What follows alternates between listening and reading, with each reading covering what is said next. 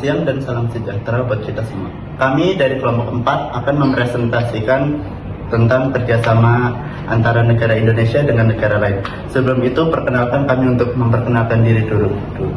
Saya Yola Fitahri Praditya sebagai moderator pada kesempatan kali ini, dan ini anggota rekan-rekan saya yang akan membantu saya untuk menjelaskan materi. Ada Zahra Denuma Ramadhani, Farskawi Ardila, Firzal Fena Syifa, Gita Maya Putri, Sipoli Repina.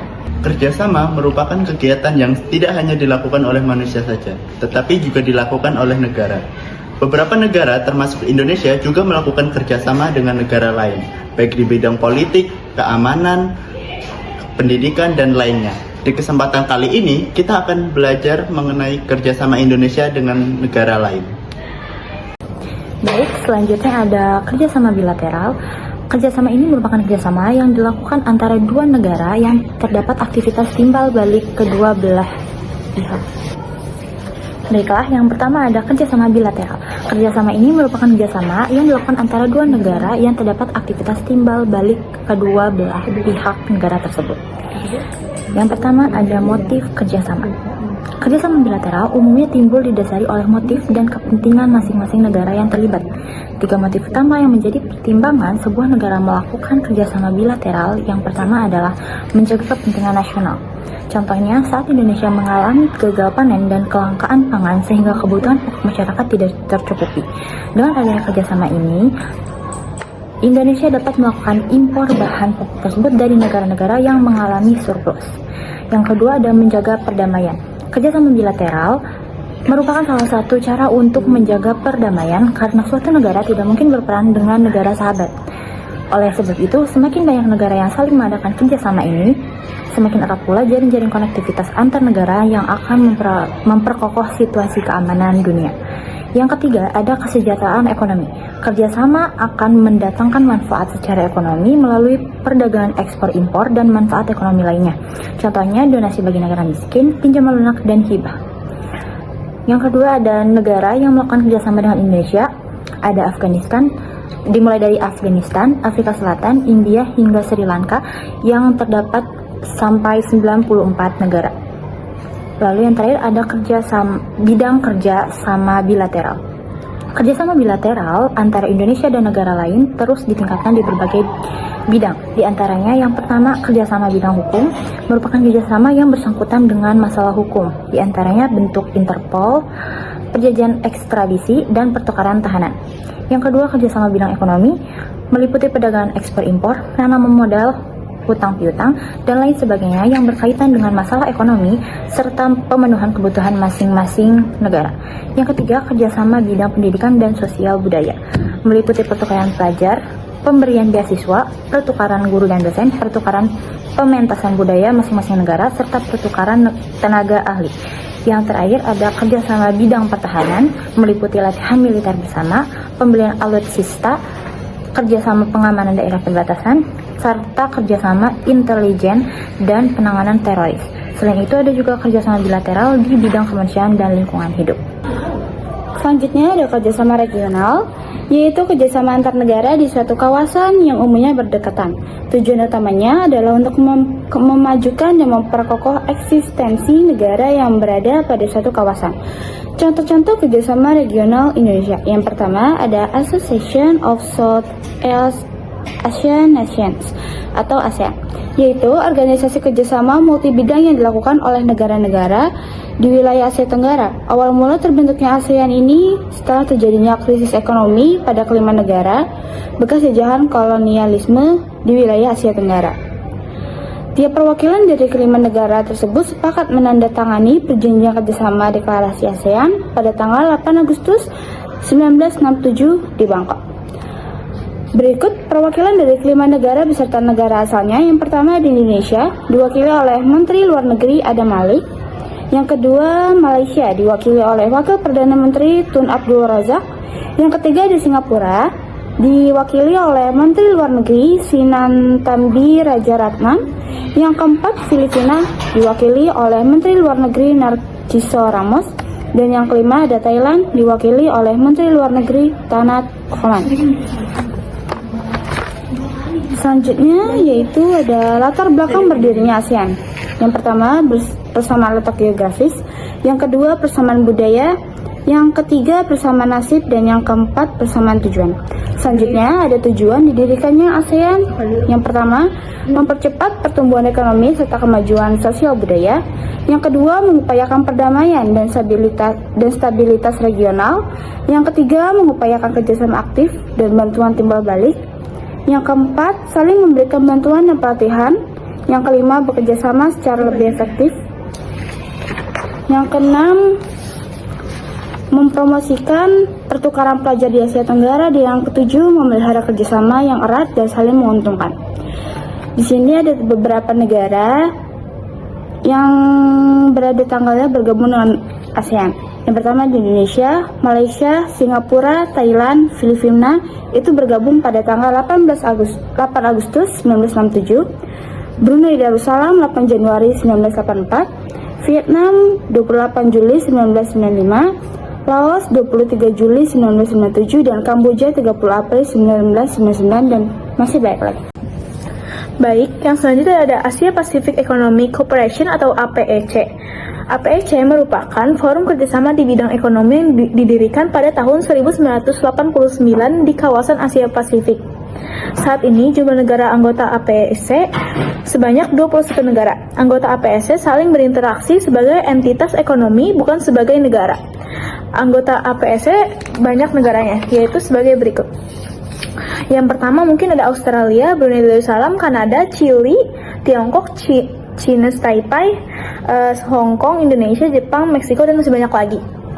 Berikut prinsip-prinsip kerja sama APEC yang harus diikuti oleh negara-negara anggotanya. Yang pertama ada konsensus. Konsensus itu semua keputusan merupakan kesepakatan yang bermanfaat bagi 21 anggota APEC. Voluntary and non-binding, semua kesepakatan dilakukan secara sukarela dan tidak mengikat. Yang ketiga ada concerted unilateralisme, keputusan yang dilakukan sesuai kemampuan tiap entitas, tanpa syarat tertentu. Dan yang terakhir ada differentiate time frame, setiap ekonomi maju diharapkan dapat melakukan literasi terlebih dahulu. Tujuan dari APEC adalah mendorong pertumbuhan ekonomi dan meningkatkan kesejahteraan di Asia Pasifik. Tujuan ini dilakukan dengan cara yang pertama ada memfasilitasi perdagangan dan investasi yang bebas dan terbuka. Yang kedua ada menjalin kerjasama ekonomi dan teknik atau ecotech. Baik, selanjutnya nomor 3, kerjasama multilateral. Kerjasama multilateral merupakan bentuk kerja sama yang melibatkan lebih dari 2 negara ataupun kelompok. Kerjasama tersebut tidak memandang regional kewilayahan. Contoh kerjasama multilateral adalah sebagai berikut. A. Perserikatan Bangsa-Bangsa. 1. Struktur organisasi PBB untuk menjalankan fungsi antara lain sebagai berikut. A. Majelis Umum. Anggota Majelis Umum PBB yaitu seluruh negara anggota PBB. B. Dewan Keamanan, yaitu dewan yang bertugas menjaga keamanan dengan perdamaian antar negara. Dewan Keamanan PBB beranggotakan 15 negara yang terdiri atas 5 anggota tetap, yaitu Tiongkok, Prancis, Rusia, Inggris, dan Amerika Serikat, serta 10 anggota tidak tetap. C. Dewan Ekonomi dan Sosial, yaitu dewan yang bertugas membantu Majelis Umum untuk mempromosikan kerjasama ekonomi dan sosial pada tingkat internasional. Dewan Ekonomi dan Sosial PBB beranggotakan 54 negara yang dipilih oleh Majelis Umum. D. Dewan Perwakilan, yaitu dewan yang bertugas mengatur wilayah-wilayah yang ada di bawah pengawasan PBB. Lewat perjanjian perwakilan, dewan ini mengatur langkah-langkah yang diambil dalam mempersiapkan wilayah tersebut membentuk pemerintahannya sendiri. E. Mahkamah Internasional, yaitu badan peradilan utama PBB yang berkenduduk di Den Haag, Belanda. F. Sekretariat, bertugas menyediakan informasi dan fasilitas yang diperlukan oleh badan PBB. Kedudukan sekretariat PBB berada di Manhattan, New York, Amerika Serikat. 2. PBB juga memiliki lembaga-lembaga khusus yang menangani berbagai permasalahan, di antara lain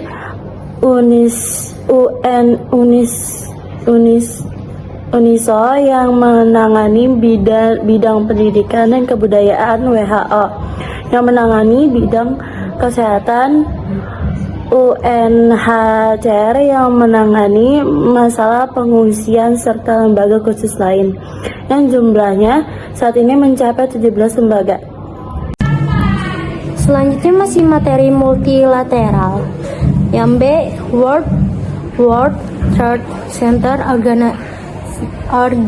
Organization atau WTO. WTO merupakan organisasi perdagangan dunia yang memiliki kewenangan mengatur perdagangan antar negara yang bermarkas di Jenewa, Swiss. Didirikan pada 1 Januari 1995, WTO bertujuan untuk mengawasi perdagangan, menyelesaikan sengketa, mengurangi hambatan dagang, serta membantu negara berkembang. Saat ini WTO memiliki lebih dari 160 anggota. Meski berperan penting dalam perdagangan dunia, WTO juga dikritik karena dianggap lebih menguntungkan negara maju. Selanjutnya yang C, International Monetary Fund atau IMF. IMF merupakan lembaga yang menjadi bagian dari sistem PBB. Hubungan dengan PBB bersifat kesepakatan, sehingga setiap kebijakan IMF bersifat independen dan lepas dari campur tangan PBB. IMF berfungsi sebagai organisasi yang menyediakan pinjaman ke negara pada anggotanya.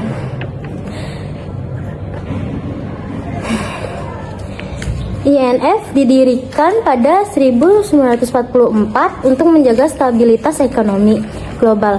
IMF bertugas memberikan pinjaman kepada negara yang mengalami krisis ekonomi, memberikan saran kebijakan keuangan, serta membantu negara berkembang dalam pembangunan ekonomi.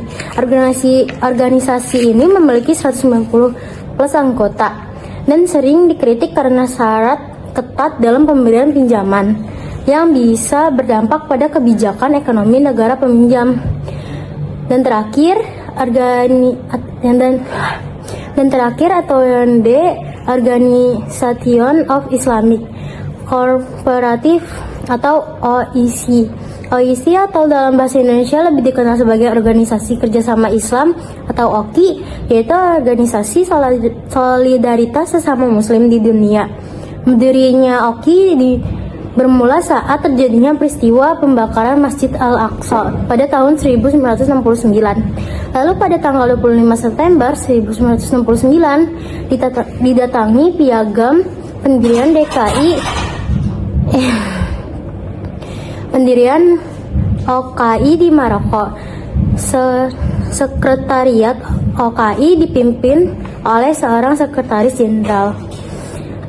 Tujuannya adalah memperkuat solidaritas Islam, melindungi kepentingan umat muslim, serta mendorong kerjasama di bidang politik, ekonomi, sosial, dan budaya. OKI juga berperan dalam menyelesaikan konflik di dunia Islam dan memperjuangkan hak-hak Palestina. Kesimpulannya adalah seluruh negara termasuk Indonesia melakukan kerjasama dengan negara lain. Seluruh negara harus melakukan kerjasama dengan negara lain agar seluruh negara mendapatkan keuntungan baik di bidang ekonomi, politik, maupun keamanan.